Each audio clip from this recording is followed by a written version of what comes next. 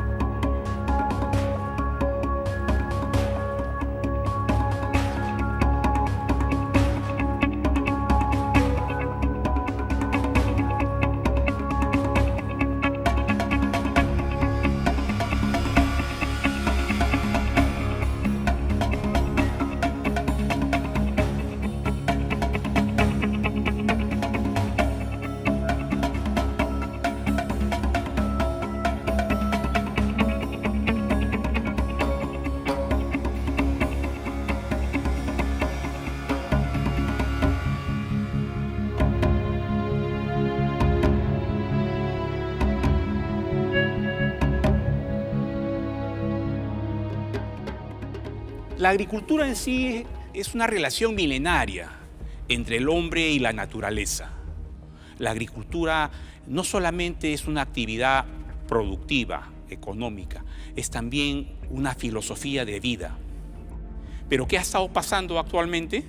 Vemos situaciones en las cuales cosechamos utilizando gran cantidad de agrotóxicos a través del uso de pesticidas de todo tipo, insecticidas, fungicidas, herbicidas, acaricidas. La agricultura se ha convertido como si fuera una actividad de guerra. El ser humano le ha declarado la guerra a todos los componentes del ecosistema y todo aquello que le resta un poco de lo que podría ser su cosecha lo ve como un enemigo. Entonces lo que era un insecto ya lo ve como una plaga. A las hierbas naturales ya no lo ve como una hierba natural, lo ve como una maleza. Y lo trata así despectivamente, ¿no? Y trata de eliminarlo. A los pájaros que logran alimentarse algo de las cosechas, también los ve como enemigos y trata más bien de exterminarlos, ¿no? En la naturaleza, cuando no ha sido intervenida por el ser humano, nosotros encontramos una situación muy distinta. Todos los componentes se mantienen en equilibrio. Entonces lo normal, lo natural, siempre ha sido respetar las estaciones del año, consumir los productos de estación. Habían técnicas como para poder conservar y preservar los alimentos, ¿no? Entonces esas cosas también hay que rescatarlas. A veces solamente pensamos que sea orgánico, que no tenga pesticida, y eso está bien, pero también a eso hay que sumarle lo que les comenté, los otros costos. No solamente el costo ambiental, también el costo social que puede ir detrás de todo esto. Cuando uno quiere sentir y vibrar y darse cuenta que uno es parte de la naturaleza, tenemos este gran medio, ¿no? Cultívense, cultiven situaciones, edúquense, y la agricultura es un excelente medio.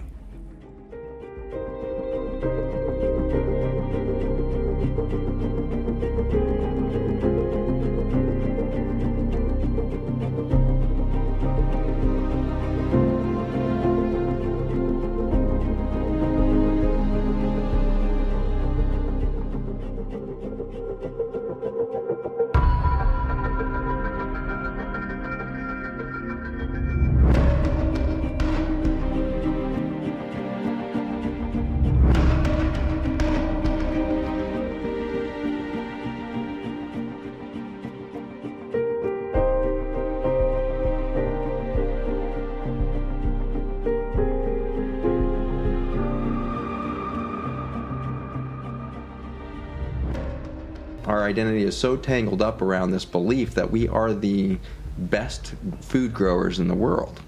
And so to dismantle that belief, that humility that it takes to say, we're growing the worst food on the planet, the least nutrient delivery of any food system in the world perhaps, but there's something more insidious at play that we didn't understand until we were on the ground with these farmers, is that in a culture and in a state where 85 to 90% of the ground is under chemical farming, there is a collective subconscious agreement or contract socially in that farm community that you don't talk about this.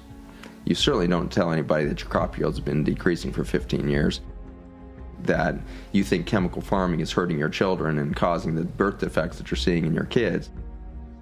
And certainly, we've seen the most horrendous of disease happening on these farms.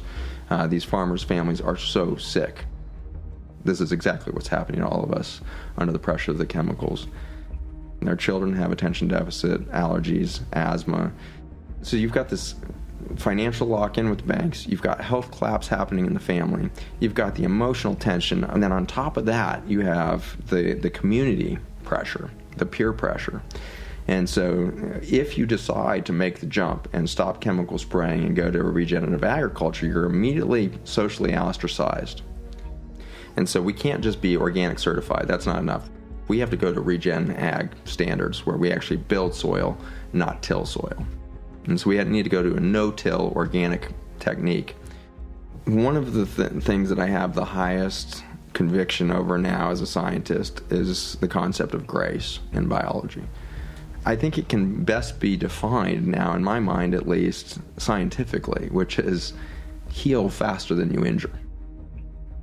And that's what we see in the soil, and that's what I get to see in my clinic. I see people who have abused their bodies for decades, and if they just give a pause, they do a couple of short-term fasts, they give their gut a break, they give their immune system a break, they get away from chemicals, they start growing some of their own food, make these simple little decisions, and suddenly decades of damage is reversed in hours, weeks, months. That's grace at the cellular level. What we're seeing is that within a single growing season, you can go from this dead monoculture of corn or soybean to cover cropping with 16 different species and getting a no-till environment. You'll see the fungal elements, you'll see mycorrhizae in there, the bacterial populations returning to the soil, and you see biodiversity returning in the form of earthworms within a single growing season of rest. The farmers that are making the transition are already seeing improved yields year one of going back to a non-GMO seed. It's so much more lucrative for these farmers. There's enough energy, there's enough food, there's enough soil, there's enough commodities, there's enough resources for everybody on the planet to thrive at a level that's never been experienced in human history. And so our mission is not to inspire the farmers that are currently fighting the good fight, it's to inspire their children to do the right thing and do it differently. Connected to new children who are in the cities, who are in the tech world, wherever they are, connect those kids back, give them a sense of that unity, give them a sense of the oneness, and give us all a sense that this is the inescapable optimism, as we are going to transform, period.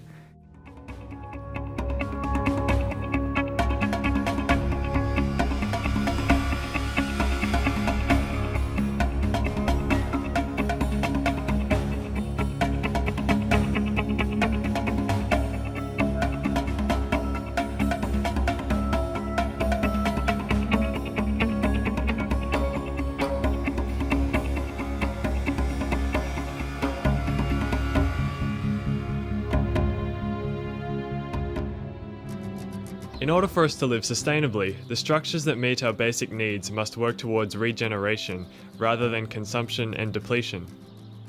I've been studying sustainable farming systems for over 25 years.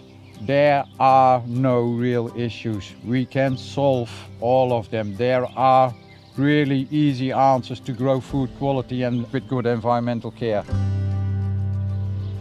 As a farmer, you want to create healthy soils and healthy plants and healthy animals, and further up the food chain, we've got the microorganisms which are governing the system. We just create a habitat for them.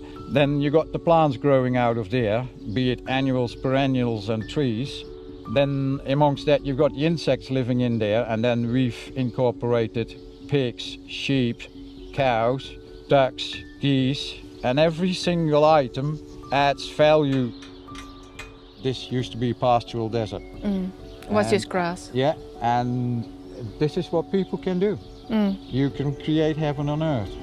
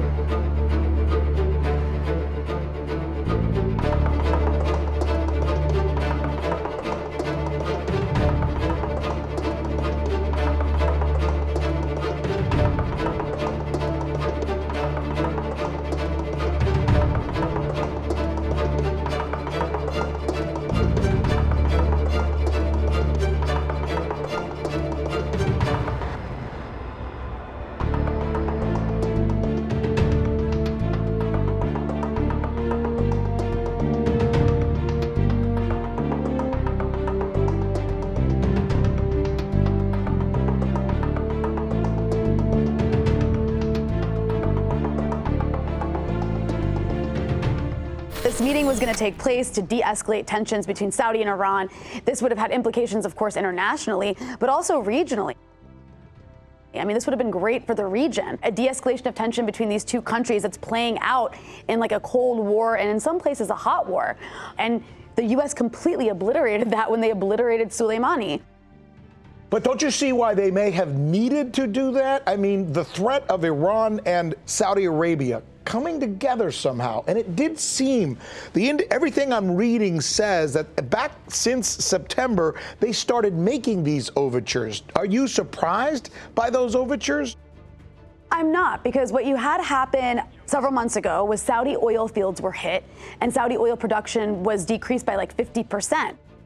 And the U.S. didn't do anything in response. And so that demonstrated to Saudi Arabia and America's Gulf state allies that if there is a war with Iran that doesn't include some sort of U.S. invasion of occupation of Iran, which isn't going to happen, then the people who are going to have to bear the brunt of that war are going to be the UAE and Saudi Arabia.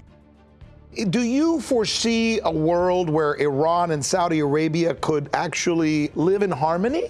Absolutely. I mean, if you took America out of the equation, because if out of the Middle East, they'd have no choice but to live in harmony. But when you have outside actors that are coming in and provoking war and also funding, weapons and giving weapons to the Saudis, you're escalating tension. So on top of that, it's about regional hegemony, right? Yeah. And Iran is a big threat to the U.S. because it forges a path independent of U.S. interests, and that's not allowed.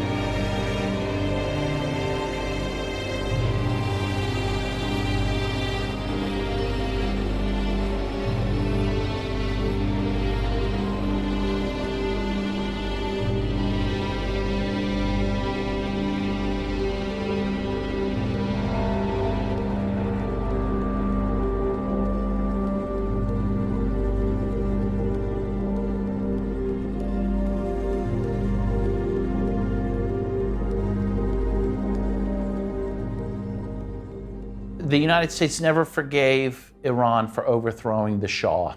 The U.S. had installed the Shah, and the Iranian people overthrew the Shah in 1979. Well, this was the danger of what some would say a good example, to show that people can overthrow a U.S.-backed dictatorship and can challenge U.S. hegemony, and the Iranians did this. Ever since that time, the U.S. wanted Iran back within its sphere of influence, because the Shah was the U.S.'s bulldog in the Middle East, along with Israel. And so really, it's Iran's independence that really galls the United States, that it is willing to use its own oil for its own purposes without U.S. companies being allowed to profit from that or control their oil. Once Trump backed out of the JCPOA, which is what the nuclear deal is called, and increased sanctions, then he went back to the pre-nuclear deal levels of sanctions, which really, and vowed that he would not allow Iran to sell any oil. And of course, oil is the mainstay of the Iranian economy. Iran is not able to buy foodstuffs. It has been unable to buy medicines. And so people are dying in Iran from hunger, from lack of medicines. This is really an act of terrorism against the Iranian people. They're attacking the civilian population for the political end of trying to encourage the population to overthrow the Islamic Republic. The U.S. now supports 73% of the world's dictatorships, some of which the U.S. actually put into power. Look at Saudi Arabia, which is a monarchy. It's repressive. It beheads people. It supports al-Qaeda. It is engaged in a genocidal war in Yemen right now. And the U.S. has no problem not just tolerating them, but even arming them to the teeth. I mean, really what the U.S. resents is that Iran would deign to try to have any influence within its own region of the world. Of course they have that right. If you look at a map, Iran is bordered by about 17 different countries, most of which are hostile and most of which have US military bases. It's Iran that's under attack, let's face it. And it's just this bizarre thing that the US can go to the Persian Gulf, send military vessels there, military equipment, and somehow say Iran is threatening us. The US's position is it governs the world and has dominion over the world, and a country like Iran can't even have a little influence over its own region of the world, which just is crazy. I find American people in general to be the most ideologized people in the world. We think we have a free press and that our education system is really great and that it doesn't propagandize us, but that's just not true. We've been led to believe that we're an exceptional nation, that we are unique in our freedoms and our democracy, and that we have the right, therefore, to spread democracy and freedom around the world, even if that we have to kill 1 million people in a place like Iraq to do it. And that's why the American people really have to oppose this and make it clear they don't want this. And make it clear they're not going to reward Trump with another term if he engages in a war.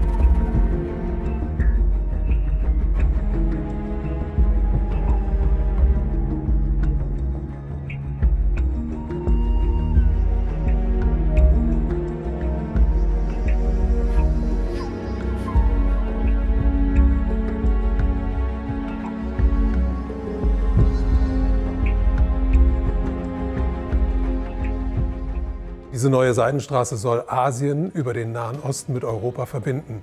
Das ist wirklich das wichtigste Projekt dieses Jahrhunderts und auch das gefährlichste Projekt dieses Jahrhunderts. Wenn das tatsächlich fertiggestellt wird, dieses Projekt, dann ist es mit der Vorherrschaft der Amerikaner vorbei.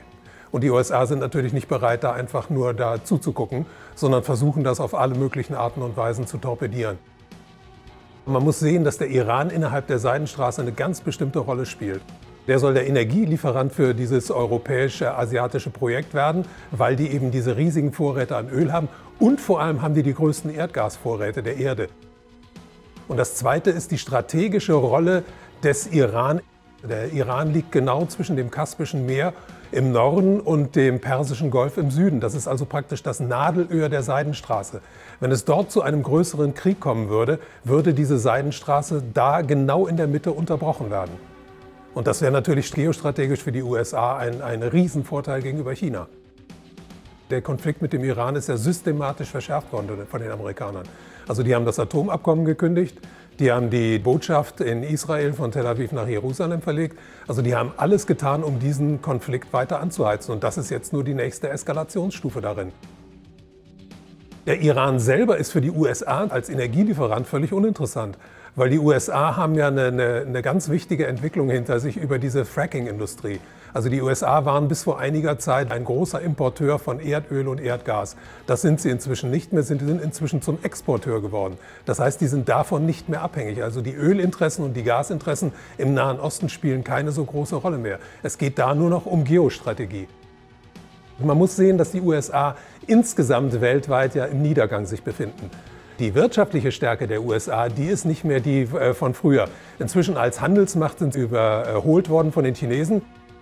Ich glaube, dass das amerikanische Finanzsystem an einem Punkt angekommen ist, an dem nur noch das Fluten des Systems mit noch mehr Geld dieses System am Leben erhalten kann und wo es dann endgültig zusammenbricht.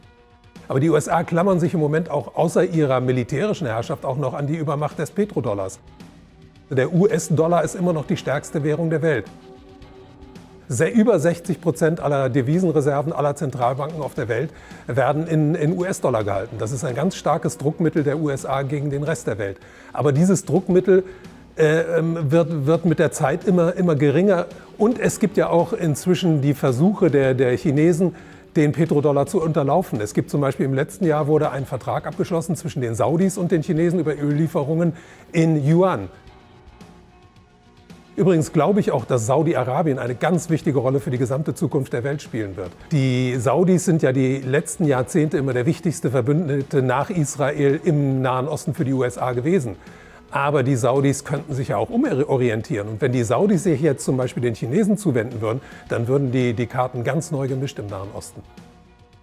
Also ich vermute, dass es noch eine Zeit lang weitergehen wird, dass sich die Länder da gegenseitig reizen.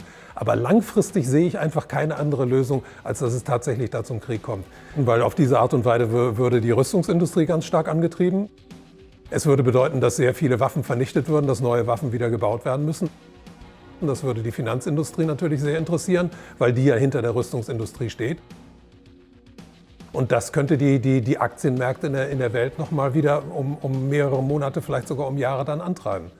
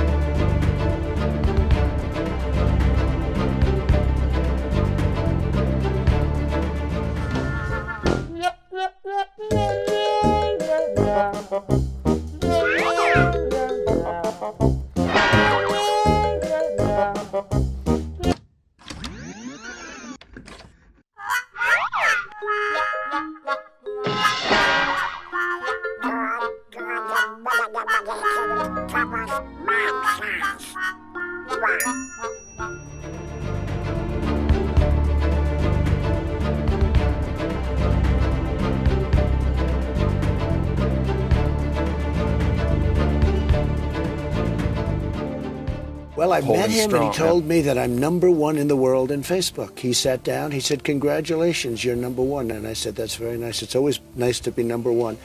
You know who #2 is? Modi of India. Yeah. But he has 1.5 billion people. I have 350.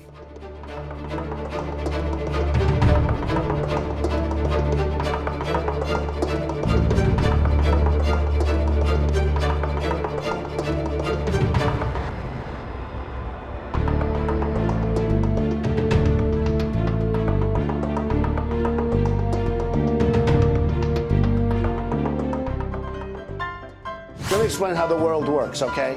I think nobody knows more about taxes than I do. Nobody knows more about construction than I do. Nobody knows more about campaign finance than I do. Nobody knows consultants better than me. I know more about drones than anybody. And I think I know more about the environment than most people. I know a lot about wind. I know more about ISIS than the generals do, believe me. Nobody in the history of this country has ever known so much about infrastructure as Donald Trump. I know a lot about wind. I understand the power of Facebook, maybe better than almost anybody. I know more about courts than any human being on earth. Nobody knows more about banks than I do. Nobody knows more about trade than me. I understand politicians better than anybody. Nobody knows politicians better than me. I think I know more about the other side than almost anybody. Who knows the other side better than me? I understand things. I comprehend very well. Okay? Better than, I think, almost anybody. The truth is, I'm actually a modest person, very modest. In fact, many people tell me that modesty is perhaps my best quality.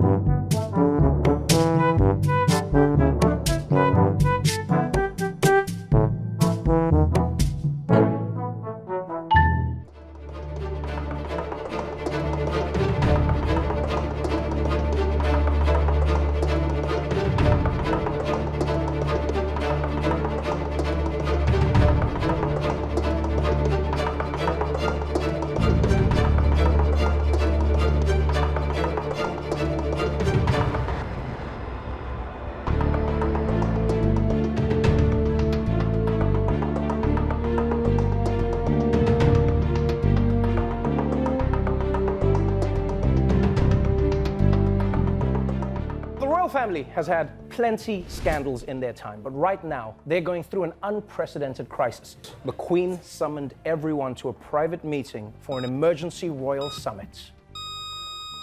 This was a crisis summit. At the end of that, they released that statement where she says the royal family is extremely supportive of Harry and Meghan's desire to create a new life. First of all, statements that come out of not the palace, but the Queen herself are rare. Something that actually suggests feeling is even more rare. But that's where we are right now. Why would Harry and Meghan want out of a life that so many people dream of having? For me, and for my wife, you know, of course there's a lot of stuff that hurts, especially when the majority of it is untrue.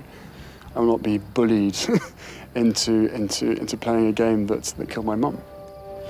It's hard. It's not enough to just survive something, right?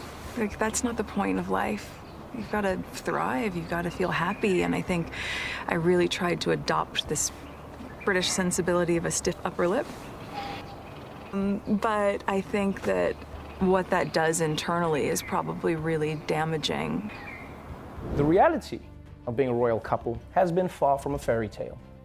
Meghan and Harry are on their way to a new life, but now everyone is wondering what they'll do to support themselves without any of that royal cash. Prince Harry caught on camera touting his wife's voice acting skills to Disney CEO Bob Iger.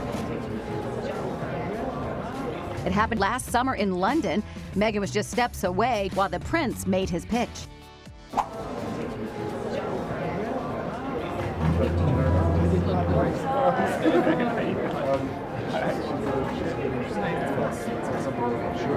Well, good news, Meghan's already got herself a job. Respecto a su trabajo, además del contrato con Disney, Meghan podría estar cerrando su colaboración con la casa de moda Givenchy. Sus planes van como esperaban. En esta jugada de ajedrez, los duques han avanzado varias casillas, pero es importante recordar que la reina se puede mover libremente por todo el tablero.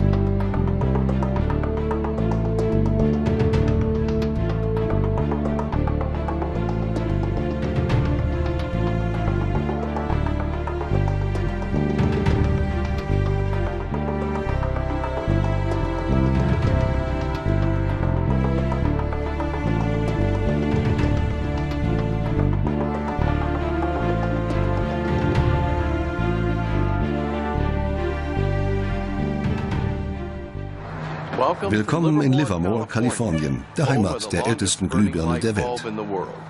109 Jahre alt und sie brennt noch immer. Eine Webcam schickt rund um die Uhr Bilder von der Livermore-Glühbirne ins Internet. Ironischerweise hat sie bereits 2 Webcams überlebt. Den Glühfaden hat Adolphe Chaillet erfunden. Er war langlebig. Chaillets Formel für den langlebigen Glühfaden ist nicht das einzige Mysterium in der Geschichte der Glühbirne. Noch geheimnisumwobener ist, wie sie zum ersten Opfer der geplanten Obsoleszenz wurde. Weihnachten 1924 war ein ganz besonderer Tag.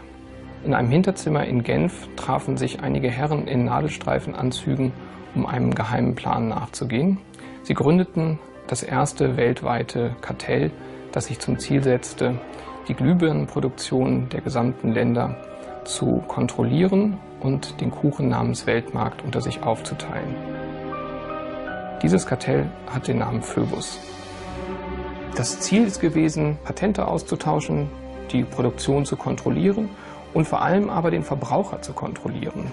Es ist umso besser für diese Firmen, wenn der Verbraucher regelmäßig Glühlampen kauft, und wenn die Glühlampen lange brennen, ist das ein ökonomischer Nachteil. Also hat man sich bei Phoebus gedacht, beschränken wir einfach die Lebensdauer dieser einzelnen Glühbirnen auf 1000 Stunden. Mit der geplanten Obsoleszenz sank die Lebensdauer der Glühbirnen. In nur 2 Jahren von 2500 auf weniger als 1500 Stunden. In den 1940ern hatte das Kartell sein Ziel erreicht. Die Standardlebensdauer einer Glühbirne betrug nun 1000 Stunden. In den folgenden Jahrzehnten meldeten Dutzende von Erfindern Patente für neue Glühbirnen an, darunter eine, die 100.000 Stunden brannte. Keine davon kam je auf den Markt. Dank der Massenproduktion fielen die Preise und viele Waren wurden für jedermann erschwinglich. Doch die Hersteller fragten sich, ob der Kaufrausch anhalten würde. Was wäre, wenn der Verbraucher seine Bedürfnisse befriedigt sähe? Schon 1928 warnte ein einflussreiches Werbemagazin: Ein Artikel, der nicht verschleißt, ist eine Tragödie fürs Geschäft. 1929, nach dem Börsenkrach an der Wall Street, war es mit der Konsumgesellschaft dann erst einmal vorbei. Die USA stürzten in eine tiefe Rezession.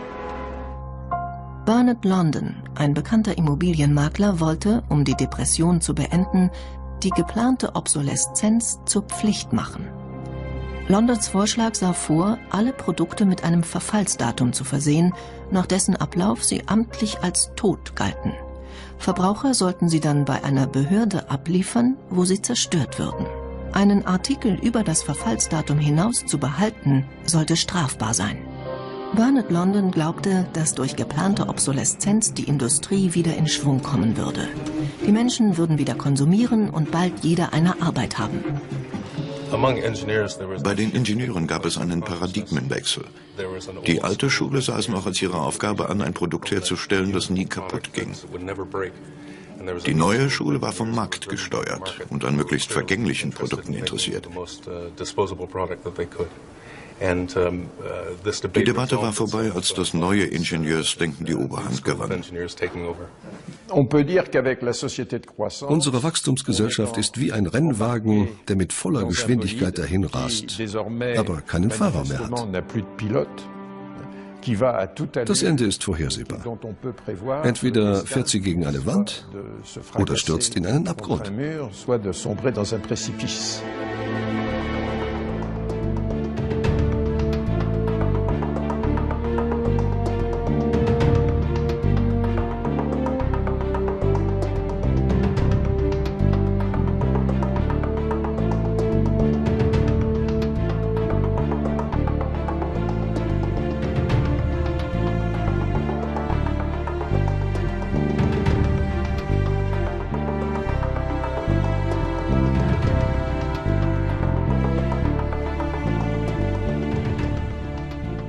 Ahora tenemos diferentes clases de obsolescencia. La obsolescencia por defecto, incompatibilidad, psicológica y ecológica. Por defecto se refiere cuando un componente electrónico del dispositivo deja de funcionar. En estos casos, repararlo sale más caro que comprarse uno nuevo. La incompatibilidad se puede dar a nivel software o hardware. Cuando se trata de software es porque cada actualización empeora el rendimiento del dispositivo. Mientras tanto, la incompatibilidad a nivel de hardware se da cuando cambias un componente dañado por otro que es idéntico, pero por ser de diferente serie, tu dispositivo ya no quiere prender o sale un error que no te permite utilizarlo. Por otra parte, tenemos la obsolescencia psicológica. Este es el método que utilizan las empresas en sus campañas de publicidad, donde hacen todo lo posible para que tú percibas un producto como viejo o pasado de moda. Apple y Samsung abusan de esto, donde cada año presentan los mismos celulares, pero con mejoras muy leves. Por último les presento la obsolescencia ecológica, la cual promueve que utilices dispositivos con componentes menos agresivos al ambiente.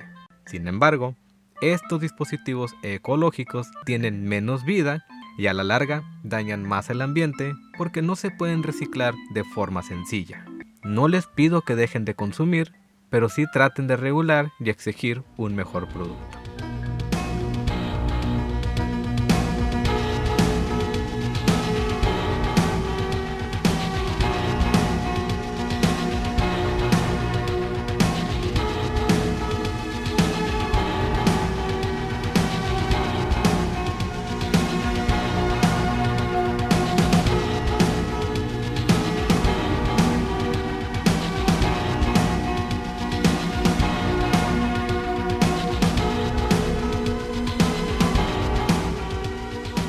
Silicon Valley has been driving the U.S. economy for years now.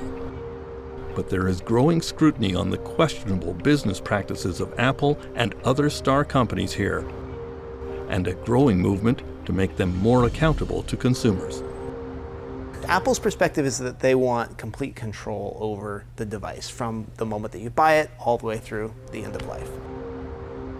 So this is the pentalobe screw. It's on the bottom of the MacBook Pro. It's not like any screw that you've seen before. And it turns out that Apple invented their own screw. It's purely they want to make the devices harder for normal people to open with the tools that they already have laying around. Overall, Apple tries to get you to purchase a new device instead of repair your old one. So this is a MacBook Pro that the Apple Store said would cost $1,200 to fix and wasn't worth doing. All right, let's take a look and see if that's true. See the pin that's sticking out? Okay. I got my set of tweezers over here, and I'm just going to try to push that back into the slot. As you can see, we've got an Apple, and we have a light. How often do people show up here with the Apple Store telling them it can't be fixed or it's too expensive to fix? Somewhere between 10 and 30 times a day. Many Apple customers are starting to wonder whether the company really has their best interest at heart. After an incident last winter, Apple faced a fresh allegation. Customers accused the company of a sneaky policy that pressured them to buy new smartphones. The performance of many phones was cut down after the latest operating system upgrade from Apple. It looked like a case of planned obsolescence, an effort to pressure consumers into buying new products when they didn't have to.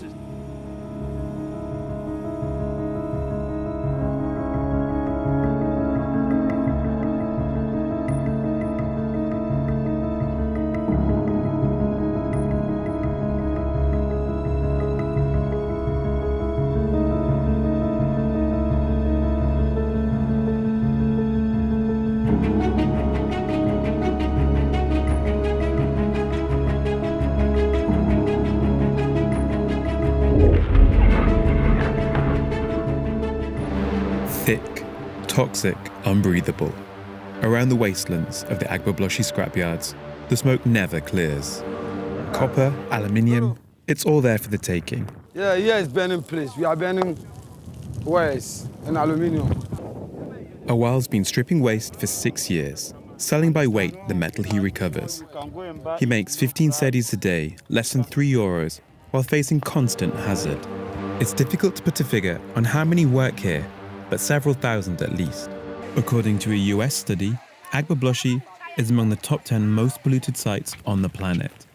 Cadmium, lead, mercury and arsenic are permanently present in the soil, sometimes at levels 100 times greater than international safety standards. Cars, computers, mobile phones, televisions.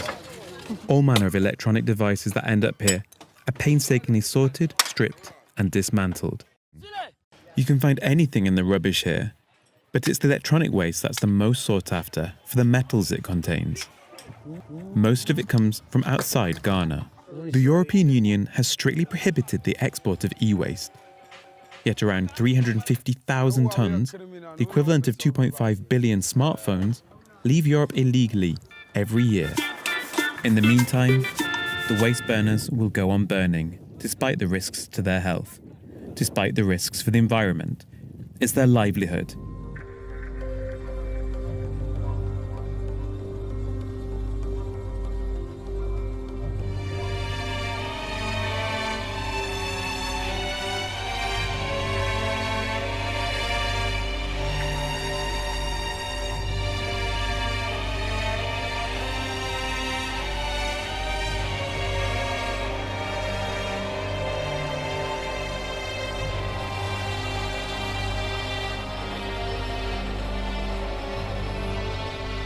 Para cambiar el sistema completamente, tenemos que cambiar el modelo industrial y el modelo económico. No podemos basarlo en el crecimiento permanente, sino en la sostenibilidad permanente. Y se puede hacer. Si se crearan esos productos con durabilidad y que fuesen reparables, que fuese más rentable repararlos que comprar uno nuevo, se crearía más trabajo. Y más trabajo local, evidentemente. No nos tendríamos que endeudar para comprar 5 y 6 lavadoras, 5 o 6 televisores durante toda nuestra vida, ¿no? Y en último extremo, por supuesto, no se consumirían materias primas de forma innecesaria, el planeta Tierra no colapsaría.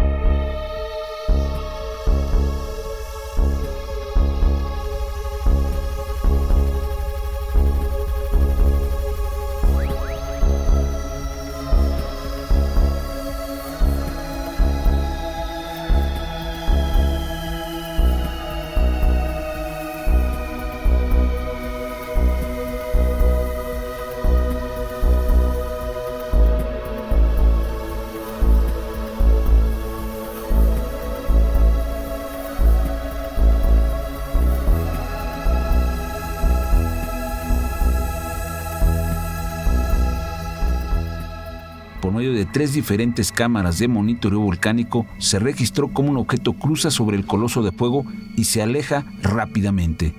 Una especie de cilindro, y cuando está sobre el cráter del volcán, parece emitir una especie de destello.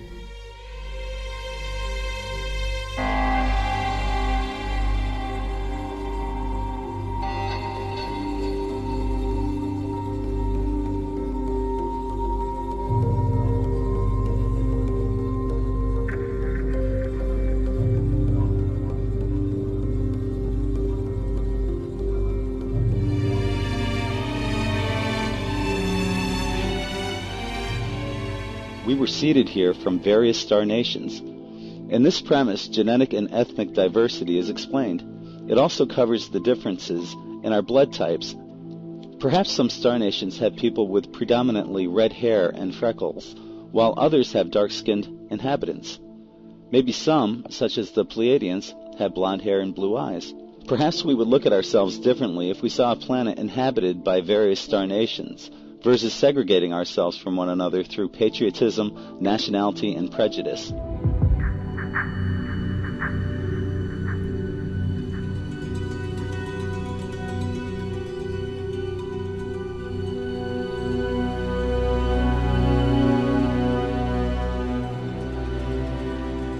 Any Indian tribe and other Aboriginal groups have a direct connection with what we term the star people. They talk about the origin of their ancestry from different constellations, different star systems. For example, if you look at the Cherokee tribe, their logo of their flag it's got seven pointed star, and they claim that their ancestry was created by the Pleiadian people.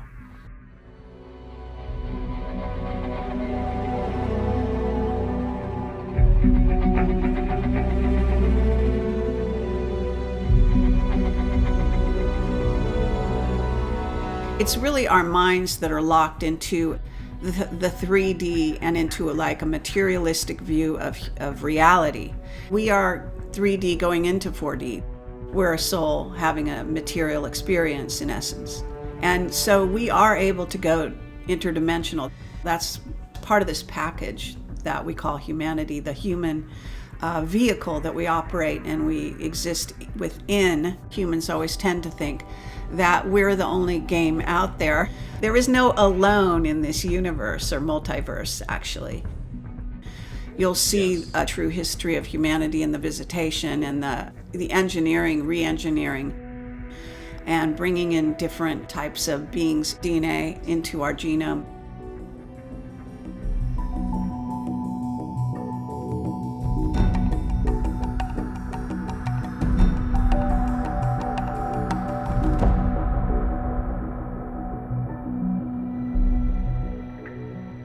Earth has been inhabited and has been used as a way station, a port of harbor for space-traveling extraterrestrial star nations for millions of years.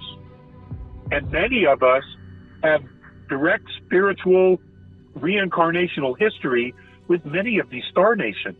Humanity is made up of at least 22 different extraterrestrial races, a genetic lineage to other star nations. So I think it's going to be the extraterrestrials who at some point sit down humanity and say, look, here's the whole story of who you are and how we got here and why we're here. And we're never going to get that from Earth religions. That can only come from beings off-world who have not only been through the process, but who have been watching us for thousands and thousands and thousands of years. The benevolents were very compassionate toward humanity, and they did things to help, teaching us agriculture, animal husbandry, construction, astronomy, mathematics, the healing arts, how to use the plants to heal certain diseases and things of that nature. Some actually taught us some spirituality, energy fields, chakras, etc., etc. The last thing the benevolents want is to be worshipped. That is not what they're about. You know, what they want is humanity to step forward and become a part of the family of the galactic. There is an interconnectedness that's being created by these beings on a, what we would call a spiritual level, harmonic level, that our universe, our holograph, which contains all of the universe that we know, has never had before. The immediate result that we're seeing here in third density is the awakening of humanity, the awakening of our DNA, the transformation of how we see ourselves and our connectedness to all that is. There are many kids and many human beings that have had near-death experiences. When they come back into their bodies, many of them have a third strand of DNA. Some have 4. There's a gentleman in New Zealand who was dead almost 3 hours. When he came back, he had 6 strands of DNA. Humanity is beginning to remember that we are, in fact, multidimensional souls that got trapped in a physical dimension by being tricked and manipulated. And we're going to realize that the manipulation of race, color, and creed has been just that. We just need to step into the process and embrace it. And then the reality is that 95% of us is always multidimensional. What we see here in the physical is a very, very small piece of who we really are. 2 years ago, Jupiter picked up an additional 19 moons. Now we're being told that Saturn has picked up some additional moons. Most of these moons have a very specific mineral, and on our periodic chart, the only thing we would recognize would be quartz. Now, these asteroids have been brought into a orbit around these planets. It was a very orderly migration into the solar system. It was all managed. And some of the moons have already shown signs of being mined, and that was by other star nations that have already used this technology. What this mineral does is that you can create bows of boats, rods that will fit into lakes, oceans, housing on aircraft engines, and when you generate a specific harmonic frequency in this metal, it causes all of the protons and electrons of pollution to break down and decay and die, specifically radiation. It causes it to speed up its decay process, and it just falls to the bottom of the ocean. They brought this material here to help us clean up our world. Whenever this process truly begins, they're going to want us to take responsibility for not only the mining, but also the manufacturing and the cleaning of our environment to get everyone involved in this process. And it will help us to re-engage with our home planet, because most of us have detached from nature almost completely.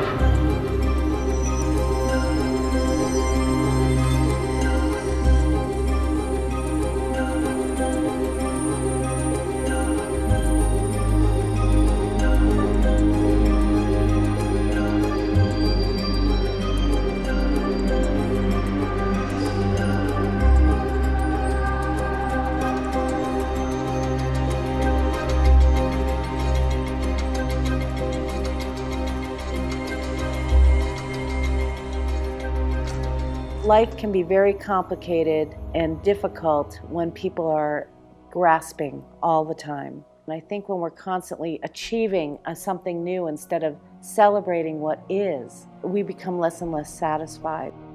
It's like a drug. Money is a drug, sex is a drug, shopping is a drug. It's a bottomless pit trying to satisfy ourselves. This culture, especially in the United States, this society really has this like succeed, excel. It's a consumer mentality. Do more, buy more, be more, have more, bigger house, bigger car, fill up a garage full of 10,000 rolls of toilet paper and buy as much as you can. And people have garages and storages and more stuff, and they have so much stuff they can't even store the stuff. They had to pay for a place to store the stuff that they can't even store at their own house. And this is the way people live. Just because you have more externally, it doesn't always correlate to being internally fulfilled. Those are two completely different things. And external, in your environment, the house, the cars, the stuff, is never fulfilling. It's short term. You get the fulfillment, you buy it, you have it, you play with it, and you get the short term, like instant gratification type of thing. But just like a child with a new toy, you run out of motivation after a little while and you're on to the next toy.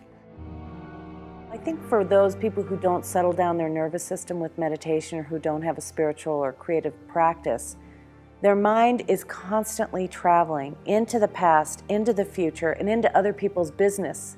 And when that happens, they're not present for themselves and the world that's being revealed to them. And a Zen master might say, show me the future, show me your past, and there's no way to do it. Those questions, they stop the mind. Your mind will gyrate a little bit and then eventually it settles down. We dive into the source of everything. We started naming some of the qualities of it. It's eternal, it's ever-present, it's intelligent. That's the transcendence, is when we lose track of time and space and we transcend the element of materialism. When we recognize that every single material thing at its core is energy and everything is vibrating, then you can get a feeling for this nature of existence that is not as materially real as we tend to think. We sometimes get a feeling like there's something else going on here, that there's something much more connected, that in a very real sense, we're sharing the same dream. And so I recognize that I'm in some ways playing a role, but who I really am is so much bigger, so much more mysterious. It's eternal, it's infinite, it's timeless, it's connected to everything. I think mystics, philosophers, poets, they express the reality better than maybe you or I, because they allude to it. And that's the same with waking up to that which is looking through your eyes. You can call it anything you want. Some people call it self with a capital S. Some people call it spirit, God, soul, the great spirit, consciousness itself. It's that which animates all of this. It's what's residing at your deepest level. In some ways, experiencing a dark time, in some ways, we're experiencing a renaissance. And so there's some threats to our existence right now. But we also have more and more people who are paying attention and more people who are looking for solutions in areas that we didn't look before. Get out there and do something nice for somebody and don't expect anything in return. Be kind. People need it.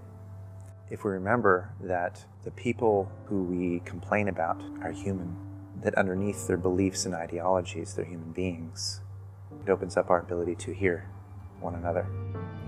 We are the creation of the forces of life, living as long as the universe stays, which is forever, through the galaxy's nights and days. We'll live forever with the stuff of stars, ever changing, ever growing, born into this life, born into that, changing this form for the one that comes next, an eternal part of an eternal creation, a quintessential piece of divine revelation.